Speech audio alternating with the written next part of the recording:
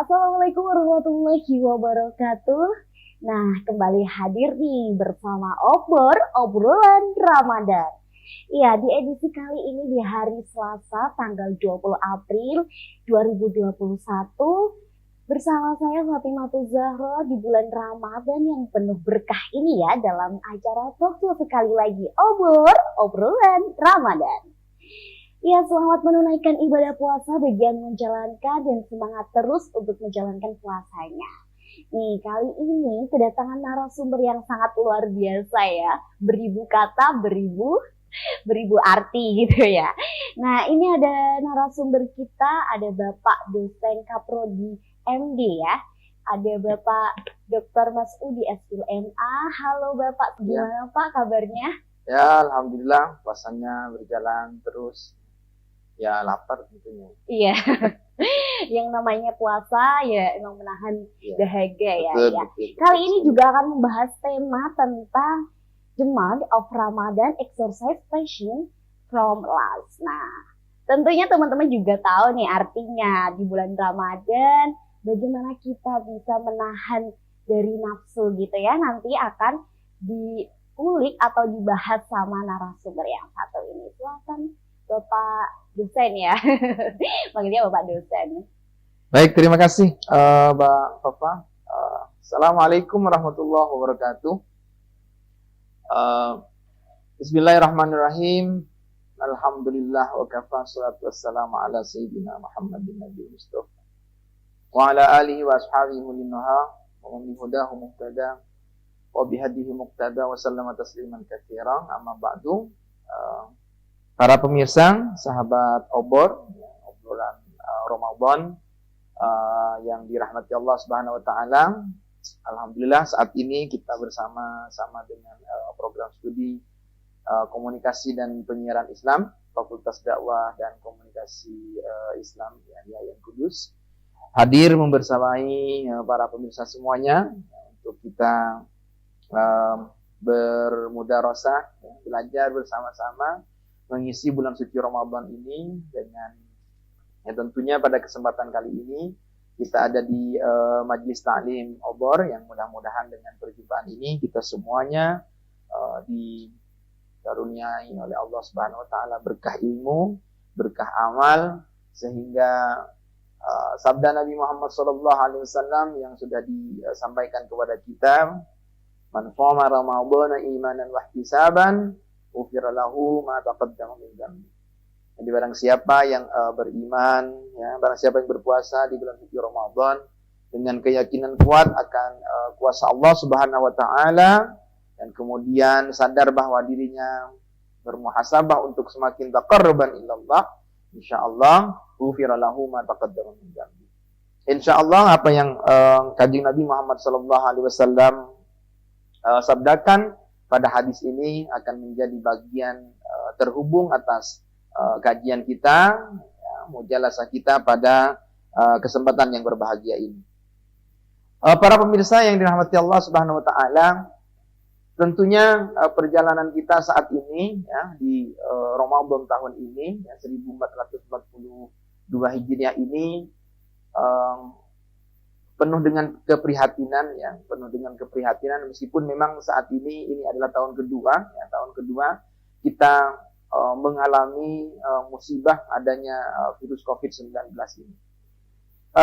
Tentu di dalam perjalanan ini Ramadan di tahun kedua pada masa pandemi COVID-19 ini semakin menengadahkan diri kita kepada Allah Subhanahu wa taala bahwa ada perputaran waktu, ada perputaran zaman yang pada perputarannya tersebut kita harus juga sama-sama menyadari tidak ada di dalam perjalanan kehidupan ini yang sifatnya itu stagnan ya. Karena ketika realitas yang berjalan di kehidupan ini stagnan, maka sejatinya kematian sudah terjadi pada masa di mana kemudian stagnanitas dari kondisi itu terjadi. Maka memang sekali lagi ketika kita berbicara tentang Ramadan, ketika kita kemudian berbicara tentang sabar, ketika kita kemudian berbicara tentang ikhlas, di perjalanan kita berpuasa, maka kita harus menyadari betul bahwa sejatinya momentum ini adalah momentum yang sangat berharga. bagaimana kita menata diri di dalam perjalanan berpuasa, umpamanya di tahun ini, ya, di bulan suci Ramadan ini, kita sejati harus bersyukur. Kenapa kita perlu bersyukur? Ya, kesejatian kita di dalam syukur tersebut harus kemudian kita sadarkan diri kita bahwa di bulan suci Ramadan pelembagaan terhadap amal itu betul-betul terjadi. Nah, coba kita mulai mengkalkulasi ini Mbak Wafa gitu kan. Kalau di hari-hari sebelum puasa, ini kita bertanya sekarang kepada diri kita masing-masing. Apakah kita sedang mengkonsistensikan diri kita untuk melakukan sholat isya secara berjamaah setiap hari? Tentu jawabannya, apalagi ini mahasiswa gitu kan, ya kalau bisa kan sholat isya kan di paling akhir kan lebih enak gitu. Padahal kadang-kala juga kan ya, karena memang sebelum tidur gitu ya. Katanya sih sebelum tidur gitu kan ya, tapi karena tidurnya dia sudah memang kecapean baru nonton sepak bola, ya akhirnya sudah gitu kan ya. Akhirnya isyanya lewat, kemudian subuhnya pun juga ternyata lewat kan kayak begitu kan ya. Nah, momentum bulan suci Ramadan ini sejatinya adalah pelembagaan ibadah. Ya, pelembagaan ibadah di mana ketika di dalam sabda Nabi Muhammad SAW yang menyampaikan kepada kita, ya sebenarnya sebagaimana tadi saya sudah sampaikan, ya, man shoma ramadhana imanan wa ihtisaban ghufira lahu ma taqaddama min dzambi. Jadi barang siapa yang berpuasa di bulan suci Ramadan ini dengan keyakinan kuat untuk taqarruban ilallah, mendekatkan diri kepada Allah, maka sejatinya dia akan diampuni semua kesalahan-kesalahannya yang sudah lewat. Nah, bulan suci Ramadan ini sudah kuat ya menghantarkan kita untuk menjadikan diri kita itu ya betul-betul bisa terjaga dari setan. Nah, kadang kita kan berseloroh gitu kan. Ustaz, gimana umpamanya bulan suci Ramadan katanya setan pada dibelenggu gitu. Tapi ternyata orang-orang yang kelayapan di malam hari sambil lalu dia datang ke sana kemari, kok masih banyak gitu kan. Mungkin jawabannya gimana kira-kira gitu kan ya. Mana setannya berarti tidak dia. Jawaban yang bisa kemudian kita sampaikan adalah muhasabah diri di bulan suci Ramadan itu kuat. Bagaimana perang terhadap diri kita saat ini? Kita tidak sedang berperang dengan setan saat ini. Kita berperang dengan diri kita. Bagaimana dua aspek diri manusia, umpamanya gitu kan ya. Manusia itu kan tercipta dari dua aspek. Fa'alhamaha fujuraha wa taqwaha. Qad aflaha man zakkaha wa qad khaba man dassaha. Jadi saat inilah kemudian momentum itu terjadi. Bahwa manusia itu akan kemudian dia aflah, dia akan beruntung. Ya. Orang yang kemudian menjadikan dirinya dalam titik kesucian. Dan dia akan kemudian merugi. Ya. Kepada dia yang kemudian ya khaba man dassaha, yang kemudian berbuat buruk. Nah, kalau pahala dari puasa ini Allah memang catatkan untuk Allah sendiri di dalam mengkalkulasi amal kita, maka puasa ini semakin akan menunjukkan sabar sedikit yang kita kemudian lakukan di bulan suci Ramadan ini, itu akan kemudian dicatat dengan kelipatan pahala yang lebih besar oleh Allah Subhanahu wa taala. Iya. Ini yang harus kemudian kita kalaupun ini tadi ngomongin soal godaan nih, nafsu, godaan setan. Apalagi nih teman-teman pemirsa juga mungkin punya rasa waktu ini kan sedang menjalankan ibadah puasa. Kalaupun ini nafsunya berbeda nih, nafsunya mungkin dari godaan sama manusia, itu bagaimana sih?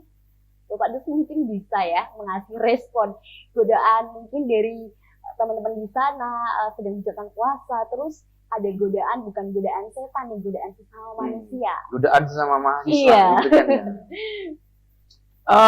Begini, bahwa Allah di dalam hadis qudsinya yang disabdakan oleh Kanjeng Nabi itu karena sudah menjelaskan kepada kita. Walladzi nafsu Muhammadin biyadihi. Gitu kan, ya. Lahulu fa min sa'iqin atyabu min rihil misk. Ini hal terburuk ya. Hal yang kemudian di dalam rutinitas kita berjalan itu. Ya. Di dalam rutinitas berjalan kita itu saja. Ini mohon maaf. Dari bau mulut kita saja yang kemudian orang-orang yang berpuasa ini. Allah sudah menjelaskan kepada kita. Dan atas kekuasaan Nabi Muhammad yang pada dirinya lah kemudian kekuasaan dari kehidupan ini. Nabi Muhammad kan ya adalah kekasihnya Allah gitu kan. Beliau sudah menjelaskan gitu kan. Lahulu fa min sha'im atyamu min rihil misk. Dari bau mulut manusia saja yang berpuasa itu lebih harum daripada minyak misik. Nah, ketika kemudian saat ini kita berbincang, ada orang lain yang ingin berbincang kepada kita pada aspek godaan terhadap puasa kita. Ya, mari dong kita kemudian kembalikan. Iki loh mambuni mulut kita ya, aroma bau kita saja itu ternyata diganjar oleh Allah dengan ganjaran yang begitu harumnya bau minyak misik. Padahal kan bau gitu kan. Ya memang tentunya pahalanya tidak saat ini. Ya kan? Kalau puasa pahalanya saat ini ya bisa semuanya pahalanya inufarihun, semuanya ingin puasa. Ya kan? Karena kan pahalanya tidak juga dikasih langsung di hadapan kita oleh Allah gitu kan ya. Maka semuanya kadang godaan dunia itu ya, godaan yang kemudian itu melanda kita, itu seringkali memang lebih menang daripada kita ingin menuju kepada Allah dengan puasa ini. Nah, sejatinya memang bagaimana di momentum puasa ini kekuatan untuk kita muhasabah, kekuatan untuk kita kemudian introspeksi, ya. Membangun spiritualitas kita itu lebih dekat kepada Allah itu memang sangat penting. Nah, tarawih umpamanya ya, tadarus gitu ya. Atau kemudian kita saat ini sedang menonton obor ini kan sebenarnya meluangkan waktu. Daripada kemudian sekedar mungkin ada yang teman-teman itu pada senang gamer gitu kan. Game setiap hari gitu kan ya, uang dihabiskan padahal kan bisa untuk kemudian takjil bersama. Nah, jadi godaan-godaan yang seperti ini harus kemudian dikembalikan kepada kesadaran bahwa ada pahala Allah yang besar. Yang Allah akan berikan kepada siapa? Yang melaksanakan puasa. Nah, ini harus dibangkitkan dan ini harus kemudian disuarakan. Kalau kemudian kita tidak pernah dan berjuang menyuarakan akan janji-janji niscaya, ya. Jadi bukan janji-janji palsu ini yang kemudian Allah ingin berikan kepada kita. Tidak, ya. Pasti. Karena apa yang terjadi di alam ini, apa yang kemudian terjadi di hadapan kita, itu Allah sudah menentukan kepastiannya. Jadi, janganlah kemudian dengan kita melaksanakan puasa atas godaan yang ada itu tidak ada konsekuensi terburuk juga akan kita peroleh. Tapi bahwa kebaikan yang kita perbuat dengan puasa yang kita jalankan, maka Allah akan berikan kebaikannya pula. Jadi begitu Bapak. Iya, ngomongin soal nafsu nih, bagaimana mengasih kesabaran ketika kita diuji ya. Mungkin dari keluarga sendiri nih, misal ada problematika di keluarga nih. Satu sama lain tidak bisa melakukan kayak dengan satu pihak aja. Mungkin ada problem-problem yang sudah ada di keluarga nih. Nah, satu emosi, satu enggak. Nah, bagaimana nih melatih kesabarannya untuk bisa menghadirkan rasa tenang itu, padahal di bulan Ramadan ini kan juga harus melatih kesabaran walaupun emosinya meninggi nih. Biasanya kalau dilihat-lihat seperti di keluarga-keluarga yang sana ya mungkin ya Bapak. Nah, mungkin lo bisa mengasihkan tips dan trik bagaimana sih melatih kesabaran untuk melatih daya nafsu itu biar nggak memuncak emosinya, bahkan juga kesabarannya harus terkontrol gitu. Momentum puasa ini harus saling dipahami oleh setiap muslim bahwa kalau tadi saya ingin menyampaikan kepada kita semuanya bahwa Allah di dalam hadis qudsi itu berfirman bahwa as-shaumu li wa ana ajzi bihi gitu kan ya. Jadi puasa itu adalah milikku. Dan akulah kemudian yang akan mengganjar atau memberikan pahala. Ketika Allah di dalam firman-Nya ini menegaskan bahwa puasa itu adalah milik kekuasaan Allah Subhanahu wa taala, tidak ada takaran pahala lagi atas apa yang akan diberikan kepada kita. Maka ibarat katakan Allah yang sudah kemudian malikus samawati. Allah kan penguasa alam semesta. Kalau Allah sudah tidak menakar terhadap amal yang kita perbuat, maka ya sudah berarti sejatinya ketika kita berpuasa kita sudah berhadapan dengan Allah. Nah, kalau di dalam teori-teori sufisme itu kan sejatinya ketika Allah membiarkan kita atas amal yang kita perbuat, sejatinya Allah sudah bersama kita. Nah, bagaimana menyikapi keluarga-keluarga yang mungkin memiliki aspek-aspek temperamental ya, di keluarganya gitu kan ya. Nah, bagaimana menata diri ini? Nah, patut kemudian kita sadari bahwa membangun keluarga yang Islami itu adalah anjuran ya, sunnah Rasulullah Shallallahu Alaihi Wasallam. Bahwa bagaimana keluarga itu terbentuk ya, Kepala keluarga harus berdiri dalam posisinya dia sebagai munzirul qaum.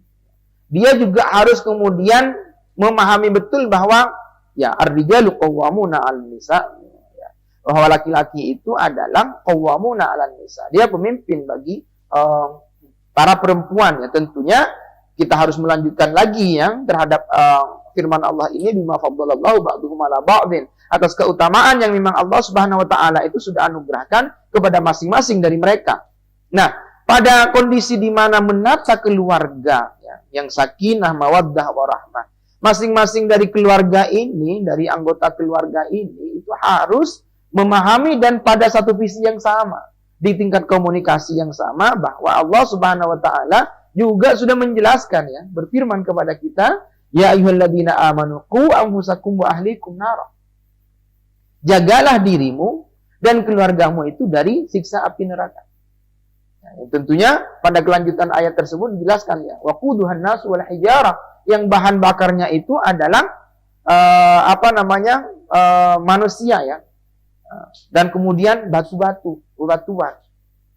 Subhanallah, kalau kita tidak bisa menata diri kita dan keluarga kita, kita tentu merugi untuk mencapai kepada titik membangun keluarga yang Islam. Nah, ada catatan berharga yang harus sama-sama juga kita pahami ya. Ini tentunya sebagai tips bagaimana membangun keluarga yang Islami. Nah, ini bagi kaum-kaum muda ya yang lagi memang pada posisi nikah muda gitu. Ya, nikah muda dan juga milenial gitu kan ya. Nah, ini juga bisa jadi tips yang ingin saya sampaikan kepada masing-masing. Ada satu kondisi ya yang seringkali mengilhami ya para milenials ini akan memilih pasangannya. Ingat apa yang disabdakan oleh Kanjeng Nabi Muhammad SAW, bahwa tungkahul mar'atu li arba'in. Yang pertama itu li jamaliha. Ya. Yang kemudian yang berikutnya itu adalah limaliha. Yang keempat li hasabiha. Yang ketiga li hasabiha, dan kemudian yang keempat itu adalah li diniha. Fadhfar bidzatid dini taribat yadaka. Ini kunci untuk kita sama-sama membangun keluarga yang Islami, tentu sebagai momentum menciptakan keluarga yang Islami di bulan suci Ramadan ini pada satu visi yang sama. Nah, pilihlah calonmu. Ya. Yang pertama memang karena dia adalah jamalun, ya, cantik. Ya. Ini harus dipilih, kalau tidak cantik jangan dipilih gitu kan. Ya. Nah, tapi kalau perempuan kan cantik semuanya. Iya, cantik luar dalam gitu. Ya, itu kan pas. Ya, perhitungannya cantiknya itu harus nantinya ada inner beauty gitu kan ya, ada inner beauty ya, kecantikan yang terpendam gitu kan ya. Jadi jangan cuma kemudian rabaannya hidung mancung atau yang lain-lain, enggak juga begitu gitu kan ya. Seringkali memang kita terjebak ketika berbicara tentang jodoh kita, pasangan kita, kecantikan menjadi nomor satu. Padahal ada lagi yang kedua, ada juga yang kemudian memilihnya lima lihat, gitu, karena dia kaya gitu kan ya. Oh ya, penting ya. Kalau pasangan itu sudah memiliki mobil mohon maaf saya sebut merek gitu kan ya, Fortuner atau Pajero kan enak juga gitu kan ya. Ini seringkali memang menjadi cita-cita. Ya. Mungkin tidak masalah, karena memang hadis Nabi menjelaskan kita untuk kemudian memilih pada bagian kedua. Yang ketiga ini kemudian dijelaskan juga ya, lihasabiha. Pilihlah calonmu itu karena keturunannya. Ada juga yang memilih karena dengan gelar R gitu kan ya, Raden atau kemudian Roro gitu kan ya. Atau kemudian doktor gitu kan yang ini menjadi cita-cita. Yang berikutnya lidiniha, karena agamanya. Ini seringkali abai kita ini ya. Seringkali kita abai memilih calon itu pokoknya cantik, enggak perhitungan agama, tidak masalah gitu. Padahal salah ya, karena dia harus menjadi prioritas. Ya, lagi-lagi tujuan akhir kita adalah membentuk keluarga yang Islami, sehingga bagaimana memanage kondisi dari emosi keluarga yang tidak stabil, umpamanya di dalam momentum adanya bulan puasa ini juga harus kemudian kita perhitungkan. Maka pada hadis Nabi ini sebenarnya kemudian ada negasi terhadap yang empat. Apa yang kemudian menjadi negasi beliau adalah fadhfar bidzatid dini taribat yadaka. Pilihlah calonmu itu karena agamanya. Karena dengan memilih dia karena agama, taribat yadaka. Nah, kamu kedua tanganmu akan betul-betul terangkum. Nah, di sini ya bagian-bagian penting membangun keluarga yang Islami, menata emosi yang stabil di momentum puasa yang kita sedang jalankan, tentunya dengan kemampuan kita juga memilih calon-calon pendamping kita. Maka agama menjadi prioritas untuk pada akhirnya nanti dengan keluarga yang kita bangun, aspek-aspek keislaman di dalam kita menata keluarga itu betul-betul bisa kita capai. Ya, monggo itu tentunya kita semuanya lah ya, teman-teman milenial ini yang memprioritaskan yang mana? Ya, memprioritaskan yang berfortuner atau yang glowing gitu kan ya, itu kan tinggal pilihan saja itu Mbak Papa. Gitu. Yang terpenting prioritasnya agama gitu. Ya, kalau kembali kepada sunnah Nabi, agama harus menjadi prioritas. Iya. Ini ada pesan dari teman-teman untuk disampaikan bagaimana di bulan Ramadan yang penuh berkah ini untuk bisa melatih kesabaran. Mungkin sedikit aja lah tips dan triknya untuk apa gitu ya. Ya, puasa ini tentunya pahala Allah sangat banyak sekali. Kondisi apapun yang saat ini memang menimpa kita, utamanya dengan adanya virus COVID-19 ini, kita harus nyata bersabar dan pasrah kepada Allah. Bahwa semua ini tidak kemudian lost design dari Allah, bukan. Tapi ini adalah insya Allah by design dari Lauhul Mahfuz. Ada skenario Allah yang memang sudah ditentukan untuk kita, untuk kemudian kita jalankan. Karena kita juga harus paham ya, pada Al-Quran surat Al-Furqan ya, ayat 47 itu Allah sudah menjelaskan kepada kita bahwa Allah itu sudah menjadikan malam itu sempat untuk kita tidur ya, dan kemudian kita menjadikan siang itu sebagai medan untuk kita kemudian bekerja. Maka perputaran ini adalah sebuah keniscayaan ya. Peralihan waktu ini adalah sebuah keniscayaan ya. Ada siang, ada malam ya. Ada canda, ceria, ada duka. Kondisi ini harus sama-sama kita pahami semuanya. Maka ketika kemudian saat ini kita sedang diuji dengan apapun oleh Allah, sabar. Kembalikan semuanya kepada Allah Subhanahu wa taala. Kita harus sadar bahwa innalillahi wa inna ilaihi raji'un. Begitu Mbak Fafa. Iya. Terima kasih Bapak dosen Dr. Masudi SPIMA ya. Sama-sama. Yang sudah memberikan dengan tema yang luar biasa, walaupun campur bahasanya ya, bahasa Arab dengan ya ada tiga kata nih, utamakan bahasa Indonesia, utamakan bahasa Indonesia dan untuk kuatkanlah bahasa daerah dan juga kuasai bahasa asing. Iya. Oke, buat teman-teman di sana nih, selesai sudah obrolan Ramadan. Nah, kesimpulannya buat teman-teman di sana tetap sabar ya, walaupun kita sedang diuji dan kita harus pasrah kepada Allah walaupun ini di bulan Ramadan yang penuh berkah ini ya. Oke, walaupun teman-teman di sana mau puasa atau tidak, tetap kita tidak boleh melakukan hal-hal yang negatif gitu ya.